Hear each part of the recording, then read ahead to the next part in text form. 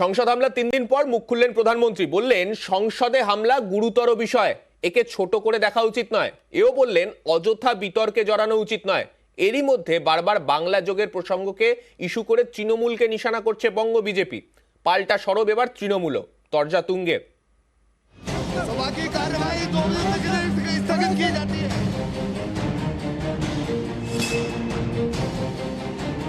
It's a security lapses. Home Minister already admitted that. And this is a very serious matter, no doubt of it. Let them investigate the matter. We don't compromise any security matter. It is the great lapses for the new parliament. সংসদ হামলা নিয়ে রবিবার মুখ খুললেন মমতা বন্দ্যোপাধ্যায়। এ রাজ্যের BJP নেতারা বারবার এই ঘটনার সঙ্গে বাংলার যোগ খুঁজছেন, নিশানা করছেন তৃণমূলকে। এর জবাবও এদিন দিয়ে দিয়েছেন মমতা বন্দ্যোপাধ্যায়।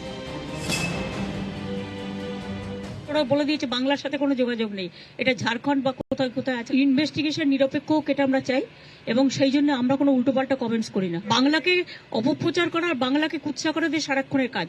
বাংলা কোনো অপরাধমূলক কাজকে প্রশ্রয় দেয় না।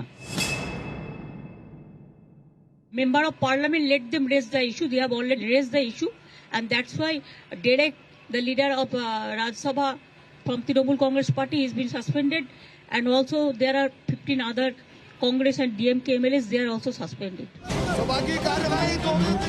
বুধবার সংসদে হামলা, লোকসভার ভেতরে ধুন্ধুমার কাণ্ড, সংসদের বাইরেও তুমুল বিশৃঙ্খলা, ধোঁয়ায় ধোঁয়া, স্লোগান।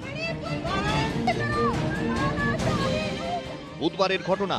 রবিবার প্রথম এ বিষয়ে মুখ খুললেন প্রধানমন্ত্রী নরেন্দ্র মোদী। বলেছেন সংসদ হামলার ঘটনা অত্যন্ত উদ্বেগের, একে ছোট করে দেখা উচিত নয়। লোকসভার স্পিকার বিষয়টিকে গুরুত্ব দিয়ে দেখছেন এবং প্রয়োজনীয় পদক্ষেপ করছেন। তদন্তকারী সংস্থাগুলি সব দিক খতিয়ে দেখছে। কেন এই ধরনের ঘটনা ঘটল, এর পেছনে কি পরিকল্পনা ছিল, তার গভীরে যাওয়া প্রয়োজন। তারপর সমাধানের পথ খোঁজা দরকার। সমাধান খুঁজতে হবে খোলা মনে। এই ধরনের ঘটনায় অহেতুক তর্ক বিতর্কে জড়ানো ঠিক নয়। তদন্তে কোনো রকম বাধা তৈরি করা উচিত নয়। সংসদের নতুন বাড়ি নিয়ে প্রধানমন্ত্রী পুরো কৃতিত্ব নিতে চেয়েছিলেন, তাই সিকিউরিটির ত্রুটি ছিল, সেই দায়িত্ব প্রধানমন্ত্রীকে নিতে হবে। তবে প্রধানমন্ত্রী পার্লামেন্টে এসে সেটা জবাব দিচ্ছেন না। যে হতাশা থেকে তারা এই ধরনের কাজ করেছে, তার দায়িত্বও তো প্রধানমন্ত্রীকে নিতে হবে। এতদিন পর তার মনে হলো এবার কিছু বলা দরকার। সে মোদি গ্যারেন্টির জায়গায় মোদি এখন মুশকিলের নাম হয়ে গেছে। আগে বলা হতো মোদি হ্যায় তো মুমকিন হ্যায়, নতুন স্লোগান দিতে হবে মোদি হ্যায় তো মুশকিল হ্যায়। বিরোধীদের চাপে তাকে আজকে মুখ খুলতে হয়েছে। প্রধানমন্ত্রী উদ্বেগ প্রকাশ করছেন, স্বরাষ্ট্র মন্ত্রক তদন্ত করাচ্ছে, বেশ কয়েকজন গ্রেপ্তারও হয়েছে। এরই মধ্যে বাংলার বিজেপি নেতারা বারবার সংসদ হামলার ঘটনার সঙ্গে বং কানেকশন খুঁজছেন, নিশানা করছেন তৃণমূলকে।